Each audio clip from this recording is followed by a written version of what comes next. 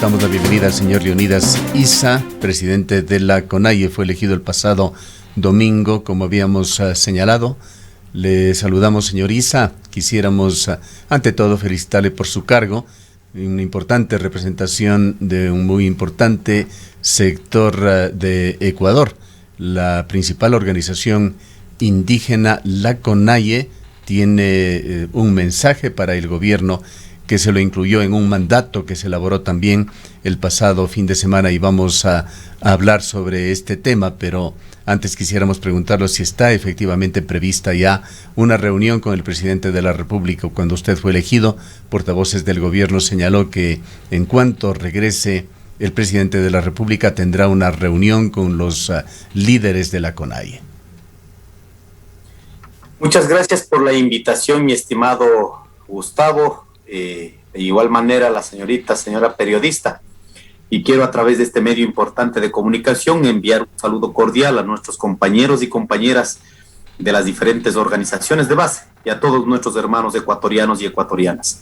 Efectivamente, el último congreso resolvió algunos mandatos de manera interna y manera pública, y dentro de los mandatos de manera pública se exige al gobierno nacional que tome en cuenta sobre la realidad económica en este momento, en este problema de crisis que enfrentamos todos.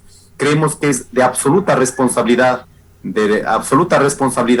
dar un alivio a los sectores populares del Ecuador, porque hemos visto también que el presidente de la República está dando oídos a todos los sectores, pero en el sector campesino, los pequeños, medianos productores del sector, efectivamente también ha elevado una moción, ha elevado una propuesta de manera pública de la cual necesitamos tener respuestas.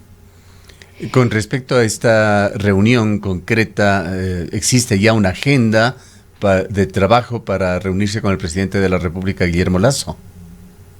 No existe ninguna comunicación, no hemos tenido respuestas ni de la presentación pública que hicimos en referencia al tema de los combustibles, en referencia al alivio financiero. No tenemos ninguna invitación en absoluto. Entonces, simplemente nosotros vamos a seguir sosteniendo que hay una propuesta pública y que demuestra realmente. No queremos que de pronto una mesa de diálogo termine como un proceso de disuasión, como pasó en el gobierno anterior. En ese sentido, más bien, nosotros en este momento, hasta el día 23 de julio, estamos en una transición de mando, capaz de que podamos hacer de manera planificada cualquier decisión que tomen nuestras estructuras organizativas en relación al señor presidente de la República. Señor Issa, muy buenos días. ¿Cuáles son las expectativas que tiene usted ya luego de haber asumido la presidencia de una de las organizaciones sociales más importantes? Si no me equivoco, de acuerdo a la CEPAL, el 7% de la población ecuatoriana corresponde a una de las nacionalidades y pueblos indígenas. Pero ¿cuáles son las expectativas que tiene usted? Estamos en un nuevo momento, distinto quizás a lo que ocurrió en el año 2019. Tenemos un nuevo presidente al frente del país, pero además Ecuador enfrenta una serie de crisis, no solamente una crisis sanitaria, una crisis económica. Además hemos vivido una crisis ética, una crisis moral, una crisis de institucionalización, en este caso del país. ¿Cuáles son las expectativas que tiene usted más allá de esta aspiración de poder tener una respuesta y una reunión directa con el primer mandatario? Nosotros tenemos una expectativa de caminar, sobre todo mirando los problemas que atañen a nuestros pueblos y nacionalidades, desde las comunidades, pueblos y nacionalidades. Si bien es cierto, el movimiento indígena, o en términos étnicos, somos el 7%, pero en el campo organizativo, en el campo político, hay una referencia enorme de todos los sectores populares. Eso hay que dejar absolutamente claro, porque si no pretendemos poner el límite de pensar en ese 7%, cuando no es así. Ustedes miraron el levantamiento de octubre, no fue una acción únicamente del movimiento indígena, pero se tenía un nivel de coordinación con los diferentes sectores populares. Entonces, en ese sentido, las acciones que tome el movimiento indígena de manera colectiva siempre va a estar anclado a ese gran porcentaje de los ecuatorianos que estamos empobrecidos, que no solo respondemos a una identidad únicamente indígena. En esa perspectiva, nosotros hemos planteado cumplir con los mandatos. En los siguientes días estamos organizando un taller para trabajar los más de 67 mandatos, trabajar en ejes de trabajo a nivel del Consejo de Gobierno y que esto podamos promulgar en nuestros territorios de los pueblos y nacionalidades. Tenemos mucha expectativa, de verdad. El presidente de la República, no se olviden, ofreció resolver el problema del país en 100 minutos. Algunos dicen, oiga, pero es muy temprano y es un mes y medio, pero sobre los temas centrales dijo que va a decidir en 100 minutos. Entonces no creo en este momento que podamos seguir dando largas al asunto. Hay una crisis instalada en este país, un decrecimiento del 9%. En ese sentido me parece importante y de manera urgente topar los temas sensibles para dar a los ecuatorianos y poder pensar realmente en el tema de la recuperación de la economía. Me parece muy atinado, muy saludable y de felicitar en la acción que ha hecho sobre el tema de las vacunas.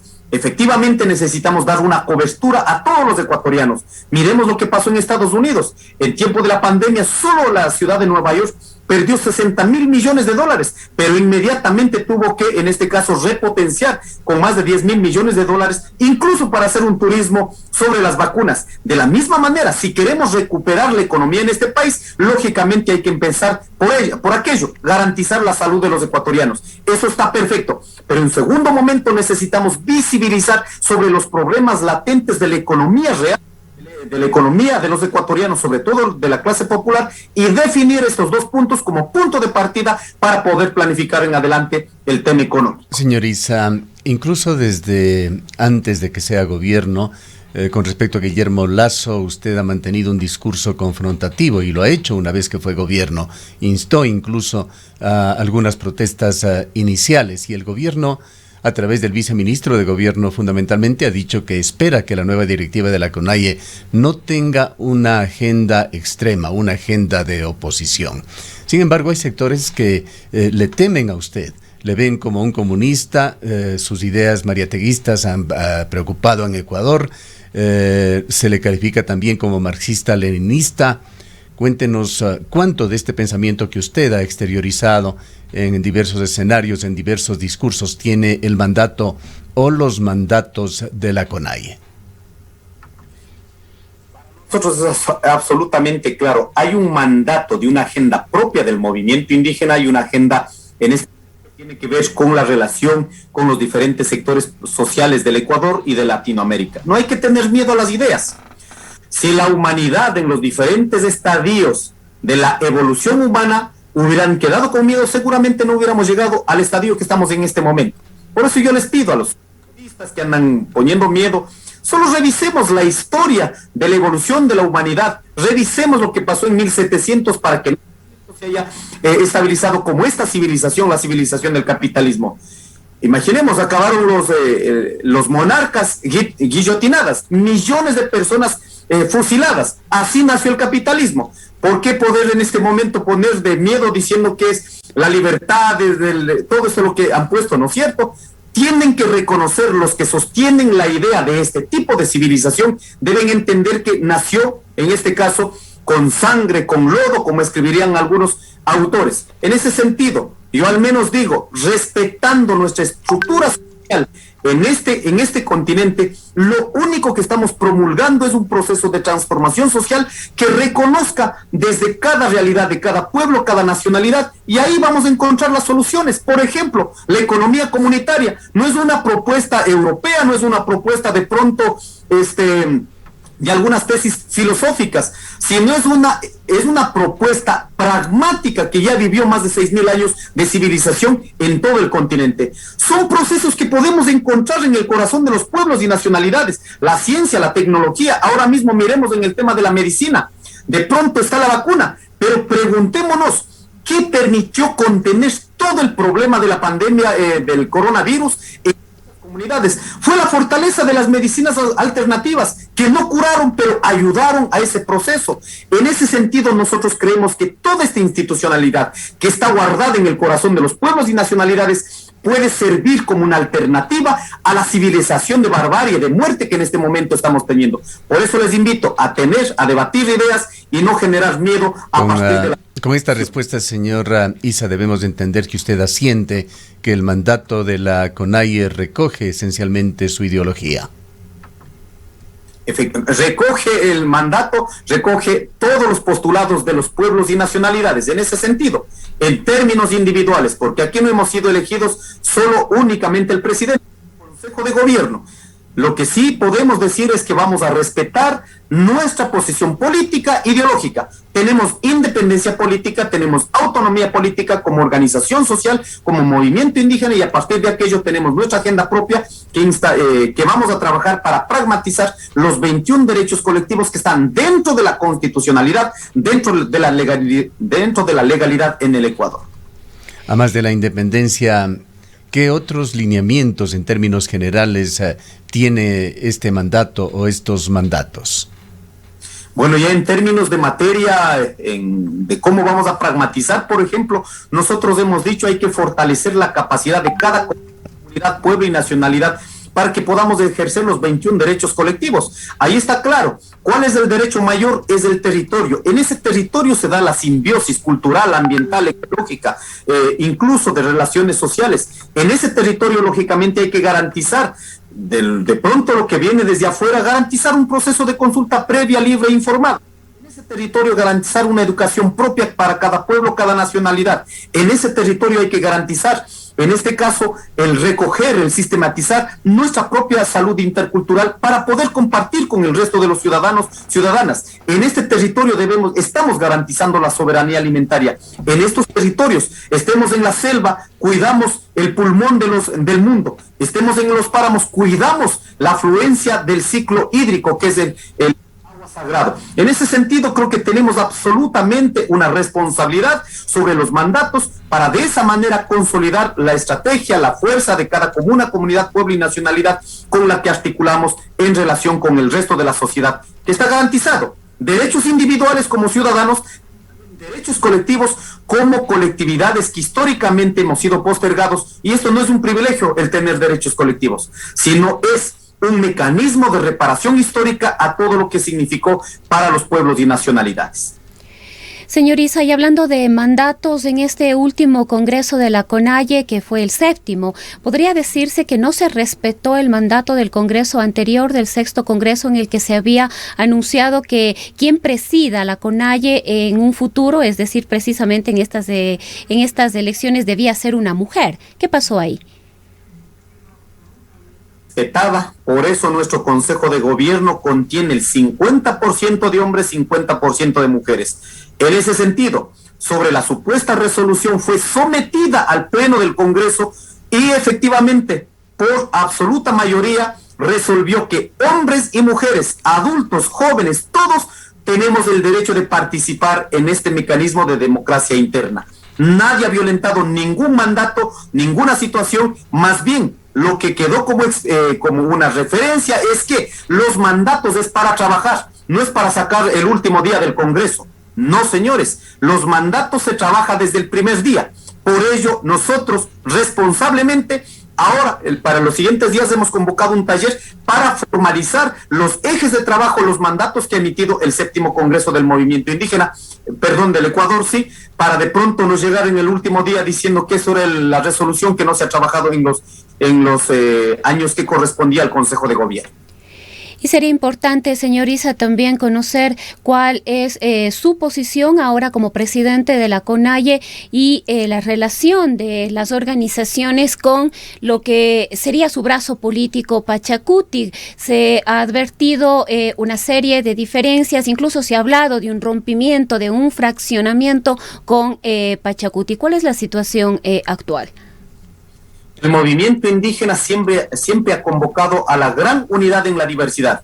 Hemos tenido debate, hemos tenido incluso algunos roces, incluso hemos llegado a veces a polarizar, pero jamás se ha roto esta gran unidad en la diversidad. En ese sentido, el último congreso permitió superar todos los problemas de pronto que se manejaban de manera interna. Ahora lo que corresponde es a los diferentes compañeros, seamos autoridades de los pueblos y nacionalidades, autoridades de los comités ejecutivos del movimiento Pachacuti o las autoridades de elección popular, asambleístas, prefectos, alcaldes, juntas parroquiales, hacer unidad a partir del proyecto político, no a partir de un liderazgo, porque nos convertiríamos en un caudillo. Eso no corresponde. Nosotros hemos promulgado el liderazgo colectivo a partir de responder y defender el proyecto político del movimiento indígena que aglutina con los diferentes sectores populares. En ese sentido, más bien pido que ya no generemos más especulación. Va a seguir habiendo diferencias, va a seguir existiendo debates, pero eso no significa que estamos desunidos, más bien convocamos a un debate mucho más amplio que enriquezca, en este caso, los procesos de construcción interna. La campaña electoral dejó varias lecturas en lo político, señor Issa. Entre ellos estaba su distanciamiento con Yacu Pérez. Usted y Jaime Vargas representaron otra corriente. Se les vio en general en una corriente más cercana al correísmo. Se les ha acusado incluso a ustedes dos de alguna manera de tener una cercanía con el movimiento del expresidente Rafael Correa. Estuvimos en diálogo con el doctor Bruno Segovia, quien es asambleísta de Pachacutic, hace 2 o 3 días en este medio de comunicación. Él hizo un llamado también, él decía, esperemos que exista un giro en sentido positivo a la CONAIE y efectivamente se pueda dar ese acercamiento con Pachacutic, pero dejó entrever también divisiones internas en Pachacutic y exteriorizó su lealtad con Yacu Pérez, quien evidentemente ya no es de Pachacutic, no sé si sigue siendo de la CONAIE. ¿Qué puede comentarnos usted al respecto? Voy a rechazar rotundamente sobre la intención de posesionar. ¿Quién dijo que yo era mariateguista? Los adversarios políticos. ¿Quién dijeron que era yo correísta? Los adversarios políticos. Cuando no hay capacidad de debate, cuando no hay capacidad instalada de debate político-ideológico, lo único que corresponde es hacer política del chisme, es política de la especulación. Jamás. Yo he demostrado en el Congreso, yo en el 2002 soy adherente, en este caso, del movimiento Pachacutic, legalmente, porque adherentes, militantes, digamos, hemos sido desde el nacimiento. En ese sentido, yo jamás me van a poder comprobar que he estado con un partido de pronto alquilado, dando estos casos que se han dado en los últimos 20 años, los camisetazos, jamás. Lo que sí nosotros habíamos exigido en el proceso de primarias internas, sean respetuosos con las decisiones colectivas, que estaba anulado por parte de la dirigencia y que para ello también corroboró el doctor Yacu Pérez. Simplemente eso, respetemos decisiones colectivas y respetemos decisiones, en este caso, de adherentes individuales. Ahí lo único que se primó es la adherencia individual, por eso generó un distanciamiento, una discordia, pero que no ha significado rompimiento ni entre la organización ni entre el movimiento político. Respetamos absolutamente de todos los ciudadanos, incluidos nuestros militantes del movimiento Pachacutic, tomar los caminos que corresponda en términos políticos. Si ya no están de acuerdo con, en este caso, con los principios, con los mandatos, con la normativa del movimiento Pachacutic, pues están en la libertad, cualquiera de los compañeros, tomar el rumbo que corresponda. Eso al menos nosotros vamos a respetar, jamás vamos a acusar absolutamente a nadie, y lo que ahora necesitamos es, a partir de un proyecto político, volver a reconocernos que somos diferentes y garantizar la unidad, esta gran unidad dentro del movimiento indígena del Ecuador. ¿Cómo quedaron, señor Issa, sus relaciones con Yacu Pérez? No sé si él también entra dentro de ese concepto que usted ha señalado de que hay personas con las que no se puede debatir políticamente, o sí han debatido políticamente con Yacu Pérez y de allí surgieron las diferencias, pero en todo caso, ¿conversa usted actualmente con él? No tenemos ninguna relación. Yo en la para llegar a los procesos electorales, yo había invitado con mi firma de responsabilidad por 3 ocasiones. Jamás aceptó una invitación mía. Incluso cuando vino a Cotopaxi el 21 de noviembre, yo esperé 3 horas, no quiso el doctor Yacu Pérez conversar conmigo, no aceptó un desayuno. En efecto, entonces lo único que dijimos es, bueno, pues respetamos también por la decisión que haya tomado del por qué no quiere, en este caso, reunirnos, al menos con nosotros como movimiento indígena. Sin embargo, las convocatorias que se hizo de manera pública, las estructuras del movimiento indígena se movilizaron y siempre trabajamos por el movimiento Pachacutic. Lo he demostrado, por 3 ocasiones le invité y jamás aceptó mi invitación. Con respecto al gobierno de Guillermo Lasso, ha transcurrido ya 1 mes y 1 semana aproximadamente de ejercicio del gobierno. ¿puede contarnos 2 o 3 cosas positivas que haya visto usted en el gobierno de Guillermo Lasso y 2 o 3 cosas que le molesten y que piense que tengan que rectificarse? Uno, me parece importante sobre el tema de las vacunas. Esto va a dar un alivio realmente para la población ecuatoriana, que permita recuperar, en este caso, con seguridad, la capacidad de sostener económicamente. Esto es un tema importante y hay que reconocer este hecho, y esperamos que dentro de los 100 días que había ofrecido, que se pueda cumplir con este objetivo. Un segundo tema me parece importante, la apertura con que se ha convocado a los ecuatorianos.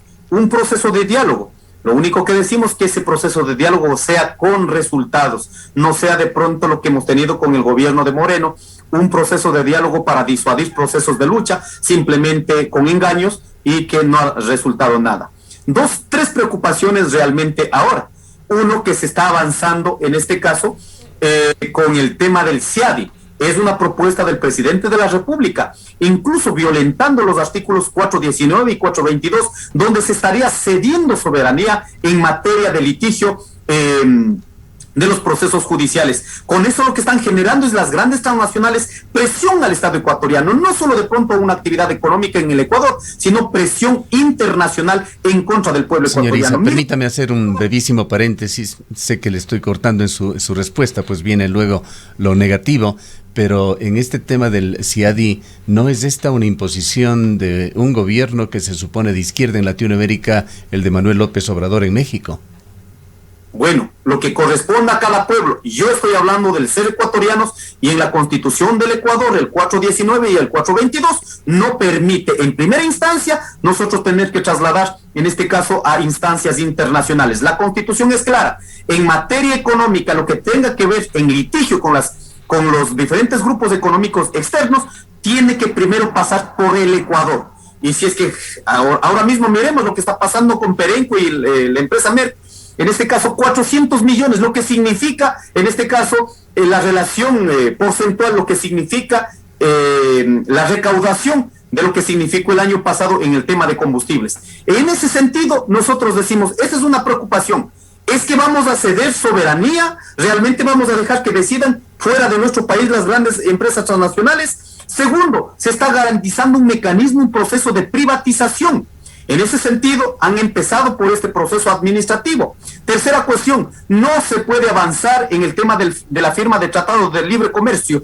Un país como Estados Unidos, que tiene una política para el sector campesino, agropecuario de Estados Unidos, con el 20% de políticas de subsidio. Aquí en el Ecuador no podemos ni siquiera planificar una política de subsidios, que en este momento piensan que es un problema central el tema de los subsidios. No podemos ni siquiera sostener aquello. ¿Cómo vamos a entrar a relacionar en este caso con el Tratado de Libre Comercio? Ahí es nuestras preocupaciones mayores que en este momento tenemos. Y finalmente, sobre la expansión de los temas en los territorios. Por Dios, garanticemos una economía sustentable, una economía ecológica sustentable. Hagamos lo que los ecuatorianos ya hemos sabido hacer: agricultura, ganadería, y elevemos a una potencia las otras formas de economía, como por ejemplo turismo científico, turismo ecológico, la que permite ingresos económicos respetando la madre naturaleza. El tema del precio de los combustibles ya no es su principal preocupación. Es nuestra principal preocupación, por eso le he dicho, 2 temas en materia económica. Uno, el tema de los combustibles. Esto tiene que ser determinante, señor presidente de la República. Necesitamos dar un alivio, una tranquilidad a la población. ¿Cómo es posible más de 5 millones de ecuatorianos de población económicamente activa no tienen acceso a un empleo? Pero estamos obligados a comprar las cosas, la comida, los artefactos, obligados a comprar ya incrementados los precios. ¿Eso qué significa? Generar especulación en el mercado y los empresarios, en este caso, ganar esta tasa de ganancia por especulación. Ahí realmente es una forma, un mecanismo de trasladar la crisis a los sectores populares. El segundo tema, hemos dicho, señor presidente de la República, Asamblea Nacional, garanticemos un mecanismo para por lo menos en un año garantizar un alivio financiero a todos los que tenemos un crédito. No queremos decir no vamos a poder pagar, pero queremos decir, ¿saben qué? Ayudémonos un año, recuperemos las unidades económicas, las unidades productivas y seguimos cumpliendo con los compromisos. No puede ser que en plena crisis estemos pagando intereses de mora alto, convirtiendo intereses en capital. En ese sentido, en las renegociaciones se vuelven impagables las deudas y cuando sucede eso, lógicamente vienen en este caso, los secuestros de los bienes, de las casas, de todo aquello. Con eso no vamos a resolver. Más bien hagamos una planificación sobre esta crisis que podamos dar un alivio a todos nuestros compañeros que tenemos estos créditos y todos salgamos juntos, de acuerdo a la capacidad económica, salgamos de esta crisis. Señor Issa, ¿cuál es la opinión que tienen ustedes respecto de las declaraciones que hizo el presidente de la República, Guillermo Lasso, respecto de las posibles protestas que podrían darse? Él fue clarísimo al decir que no se permitirá ningún hecho de esta naturaleza. Y la pregunta es si hechos como el de octubre podrían repetirse a corto o mediano plazo en el país. Si no hay respuestas a las decisiones, a los sentires, a los problemas que estamos enfrentando las clases populares, sobre todo, en ese sentido puede haber una reacción negativa. No es un problema, esto por Dios, los analistas, los politólogos, el presidente de la República, sus autoridades deben entender que no es un problema político, es un problema económico. Revisemos lo del levantamiento de octubre. Fue un problema de reivindicación económica. Si hubiese sido político, seguramente después de la mesa de diálogo del día domingo 13, la gente hubiera seguido luchando, diciendo queremos fuera Moreno. Pero no sucedió. Usted vio, en el momento que se dio la noticia al país que se deroga el decreto 883, todo el mundo bajó los ánimos y lógicamente dijo muy bien, tenemos un respiro en materia económica. Que hayan querido convertir una lucha económica, hayan querido convertir en un problema político, en un problema de desestabilización, en un problema incluso de violencia, es una estrategia para construir un enemigo interno. Eso nosotros no podemos estar de acuerdo. Nosotros por eso hemos dicho, antes de llegar a ninguna reacción negativa, señor presidente, las propuestas son absolutamente públicas, las que están conducidas por usted. En este caso, decisiones acertadas, la tienen nuestro apoyo, pero también asimismo necesitamos el apoyo de decisiones políticas para ir resolviendo los problemas más sentidas de la mayoría de los ecuatorianos. Señor Issa, para culminar y mirando un poquito más allá de nuestras fronteras, ¿qué le ha parecido el triunfo de Pedro Castillo en el Perú? Me parece importante, incluso sobre la tesis que se ha instalado en todo el continente. Yo soy un hombre de izquierda, respeto con un respeto absoluto, digamos, a todas las tendencias políticas, incluido de la derecha. Están en la obligación de defender su tesis, pero asimismo también nosotros estamos en la obligación de defender nuestra tesis. En ese sentido, siendo adversarios, creo que tenemos que respetarnos. En toda Latinoamérica, con los problemas que ha tenido la izquierda, incluso que han caído en actos de corrupción insolentes, sin embargo la población ecuatoriana, la población latinoamericana está mirando, más allá de estos problemas que hay que superarla, está mirando con las posibilidades de transformación. En ese sentido, yo nada más desear toda la suerte, todas las buenas vibras al señor presidente de la República, y si no cumple con los mandatos que el pueblo peruano lo está dando, pues será el mismo pueblo quienes refrendarán, quienes serán los que actúen de manera, reaccionarán de manera inmediata a sus políticas. En ese sentido, nada más desear buena suerte. Creo que hay una tesis política, ideológica instalada en el continente y en el mundo. Esta civilización como estamos no lleva más, no da más. Ya no hay capacidad de biodegradación siquiera de la madre naturaleza. En ese sentido es obligación pensar a los seres humanos cómo debemos cambiar esta realidad. Si es que no la hacemos, todos vamos a la hecatombe. Bien, gracias señor Issa por habernos atendido. El señor Leonidas... Muchas gracias, un saludo cordial. Gracias a usted. El señor Leonidas Issa preside la mayor organización indígena de Ecuador, la CONAIE, desde el domingo pasado.